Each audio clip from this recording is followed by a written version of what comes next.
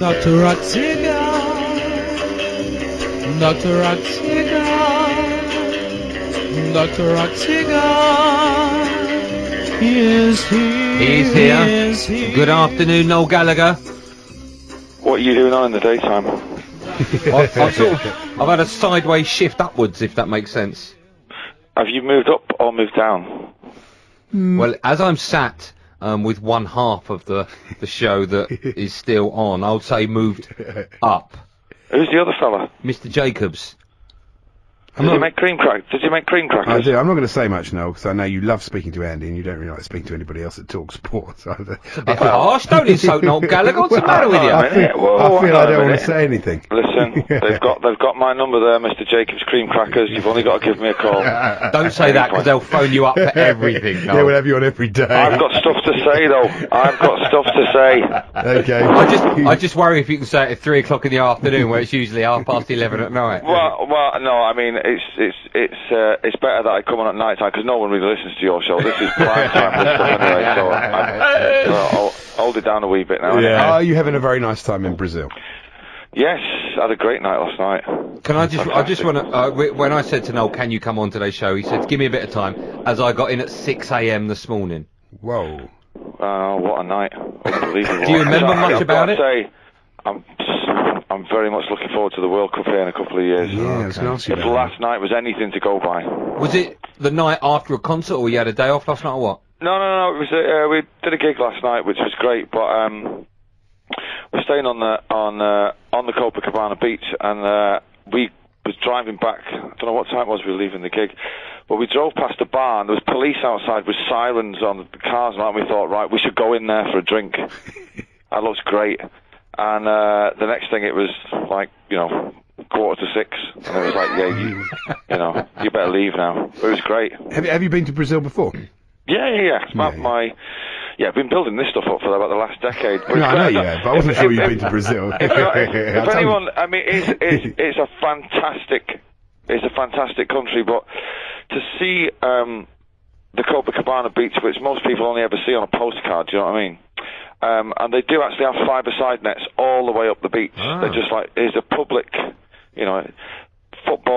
football on the beach. It's like a Hackney Marshes in Brazil. Oh, it is. I've seen it. It's Yeah, absolutely incredible. girls in bikinis playing keepy-uppies. They've not dropped it since 1987. The ball. Can be a bit rough. Can be a bit rough at night, though, can't it? If you're not me, it can. That's true. I got beaten up every day I was there. Have you really? No. It was. I did feel seriously. I thought it was a bit the atmosphere. I felt a bit threatening. And Tim Vicker has been held. Our Brazilian correspondent's been held up at gunpoint. I think on 3 occasions. What? Yeah. Well, he says it's occupational hazard. Well, he will wear a Seiko watch, won't he? Go on. Right, Mr. Gallagher, let's talk football, shall we? Yes. I was saying earlier at the top of the show, it's a strange old weekend because with the two games, the Newcastle City and the United Swansea, you've also got the FA Cup final, which bizarrely and sadly is the third most important game this weekend. It's a joke. I don't know what the reasoning is. They've shifted it now because of the Champions League, which is incredible to think that. They will shift the FA Cup final because of the Champions League final, but they won't shift any league games to benefit any of the English teams that are in the Champions League semi-finals, which I find ironic. And I was listening to Talksport all the time, and we were brought up on the FA Cup final, that thing of sitting by the TV all day and blah blah blah, but that's kind of gone now. But it should be the last English game of the season, regardless of the Champions League final. That's kind of something that goes on, and great if you get into it, brilliant. If you don't, whatever. But I think that people complain about the magic of the cup being lost, and really the people that are in charge, they've only got to shift it back a week, and a little tiny thing like that makes it. I would sit down and watch it with my son, but like now he's going to be, doing something else. I would have thought, because there's 3 games on that day, and the biggest game that day is City Newcastle. Well, let's talk about that, because obviously you came on the Sports Bar after the derby, and we spoke about that. No need to go over old ground, pointless. Let's look forward to this one, because we saw Newcastle. Obviously you're away, but we saw Newcastle, a fine win for them away at Stamford Bridge. 2 amazing Cisse goals as well. And I'm guessing, he was the difference. I mean, the actual way Newcastle played, especially the second half, Chelsea were all over them, but 2 great goals and unstoppable goals. And that's well, I've got to say, I was listening to Mr. Jacobs yesterday, and I agree with him. I think that Newcastle will find it tough to play 2 games in a week, whereas Man City have been playing, Sunday, Wednesday, Thursday, whatever it is, for the last 3 seasons now. And we're going to have that in our favour. We are battle-hardened, playing 2 games a week. And I kind of agree it's going to be, we're looking at the game of the season here, because Newcastle can't defend for toffee. But I think it could be a very, very, very, very special match. I just hope we do it.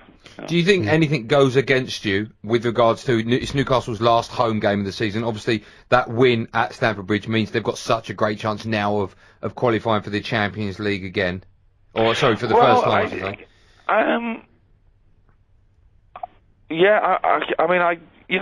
After Sunday, well, I said to you, we should celebrate doing the double over United and winning the derby, nothing else. This is a more difficult game, if you like, because it's going to be more, because now we're favourites to win the league. Now we're playing with a different mindset. It's ours to throw away again, So when we were trying to play catch-up with United, you kind of play with a bit more freedom and blah, blah, blah. But I think emotionally it's going to be different for the fans that go up there, and I think it's going to be different for the players. And, I mean, although they billed the derby last week as the biggest game of all time, really, this is the biggest game we've had for the last 40 years.